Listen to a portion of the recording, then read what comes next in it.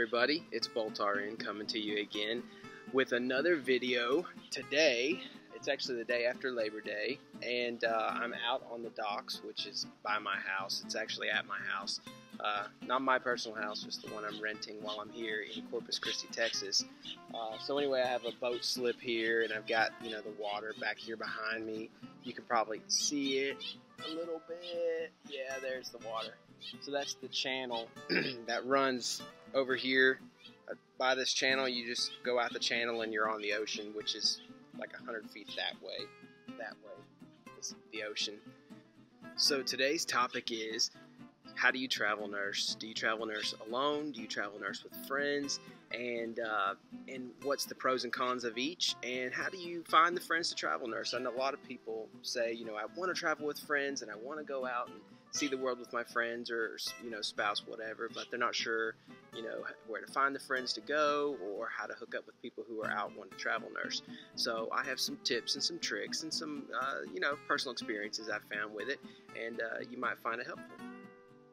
First thing, your number one gold mine when you're getting started travel nursing of who to find and who to travel with is your actual personal friends. You may be saying, oh, well, my friends aren't nurses, things like that. Surely you work with plenty of people at the hospital that you would consider somewhat friendly, that are nurses who you can talk into travel nursing.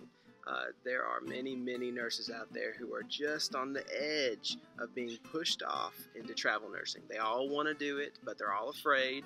They need somebody like you who's brave and who's willing to go out there and do it, and you convince them to go with you. And I actually have a friend that I did convince to go travel nursing who was a homebody and not really the type who'd go out and travel, never really had traveled before. And lo and behold, he's out traveling now. Actually, he's here at Corpus Christi at this contract with me here too. So you can convince somebody to travel with you. You do have friends. They are there at the hospital. Hey, if you've got a friend who does like freelance computer work or something like that where they can travel around, they may not be nursing, but they can do their job going with you and they want to travel and they're able to do that, that's even better. You got somebody who you can have come along and help share the cost of the condo or the, whatever you rent. They can cut the cost for you, and you're also got a buddy who you can travel around and do stuff with. You tell me you don't have anybody at the hospital that wants to travel nurse, or maybe they can't. There's a lot of people who physically just can't go travel nursing. There's things that come up in their lives they're not able to. That's okay. There's good reasons for that. So another option number 2. Go on websites. There's tons of websites for travel nurses. There's blogs, all kinds of stuff. In our internet age, there's sites for everything. Hell, you can come on YouTube and find BoltRN, who travel nurses, and contact someone like me and say, hey, or you want to travel nurse together sometime. But the site that I've used before that is a pretty handy site for most nurses is called allnurses.com.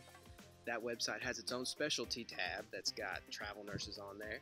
And you can go on there and say, hey, I'm going to be travel nursing to Washington, D.C. Does anyone else want to travel there? Or is anyone else traveling there? And do you want to travel with me? And if they are willing to travel with you, then you've got your travel buddy right there. Sure, you may not know them that well, but you can add them on Facebook or you can message back and forth with each other. Ultimately, you're nurses and you have at least one thing in common. So, contact them, email them, call them, whatever. I knew one travel nurse that she would Skype with people before she would actually go out on assignment with them. She would do like a Skype session and kind of see how they got along and what the person was like, and then she would go off with them. Okay, it's too bright out here. Got to put the sunglasses back on. So anyway, that is another option you can do. Option number 2. Option number 3. If you have a girlfriend or if you have a boyfriend or, a husband or a wife, whatever, those are prime suspects to get to go with you. Actually, it'd probably be pretty bad for your relationship if you took off without them. So once you have those connections there, you'll also find that there are other travel nurses there at that same hospital as you, especially if you travel to big hospitals like big university hospitals or big city hospitals and a larger metropolitan area. There'll probably be, maybe 50, 100 travel nurses at that hospital. There's no telling, I'm working at a hospital right now that's not even that big of a hospital, and it has 75 travel nurses in it. So there's a whole crew of people who are just like you, who are probably there by themselves too. So they're looking for friends, they're looking for people to go hang out with, and they're going to be friendly, they're going to be looking for somebody to talk to, somebody to hang out with. So you make those connections with them, hook up with them, and then when it's time for your contracts to end, maybe you guys can go off to your next contract together. To finish this up, I'd like to say traveling by yourself is not bad. Don't be afraid. Don't think that if you don't have your best friend to travel with you that you shouldn't go, or that you should just stay at your staff nurse position and travel nurse, one day, because I have run into numerous nurses who are staff nurses who have said, one day I'll travel nurse, one day I'll do this, and they always say one day. They always want to, and they never do it.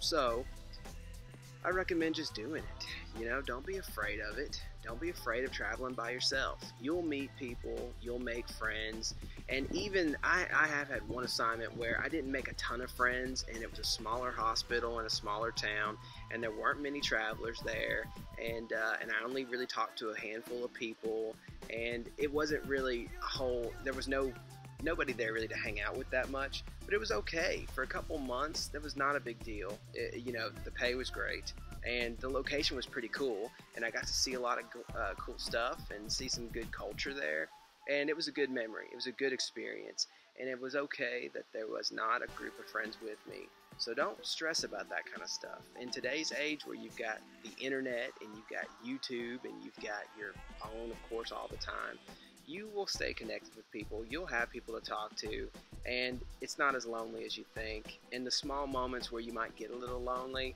call up your family, call up your friends, or whatever, talk to them.